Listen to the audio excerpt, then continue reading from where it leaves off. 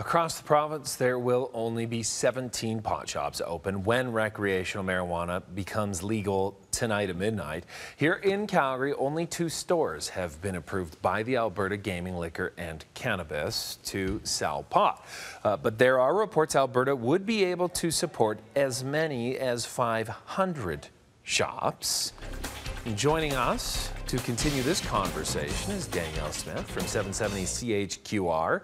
Where do these numbers come from? How do we even figure this out to go? Well, I'm going to be talking to an industry analyst. His name's Dan Rowland, and he put this number out there, having looked at what happened in Colorado. So Colorado's a few years ahead of us, and they're about 1 million more population.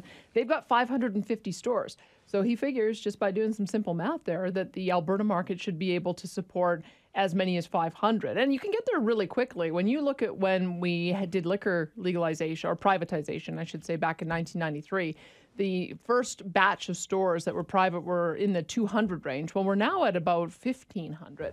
The interesting thing that we'll have to be watching over the next couple of years is what difference does it make to bring on edibles and topicals, because that is 65% of the market in Colorado. So it may well be that you don't end up seeing that expansion until after those become on the market.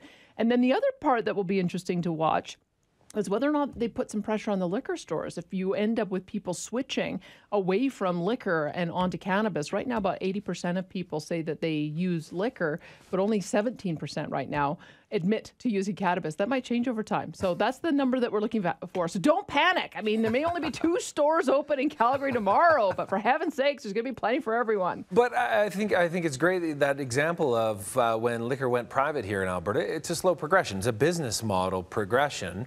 Some people have expressed, the mayor has expressed some doubt that we'd be able to support more than 100, but it's seeing the business grow and then adapting to that market, I think, right? Completely, and it'll be up to the politicians to respond to that. I know they've got a lot of rules around where you can place them, but ultimately, if that's where the consumer demand is going to go, I think that's where the market is going to go as well. Well, it's the conversation of the day, no doubt, of the week at least. Thank you, Danielle. Yeah, my pleasure. You can listen to Danielle starting at 9:30 on 770 CHQR.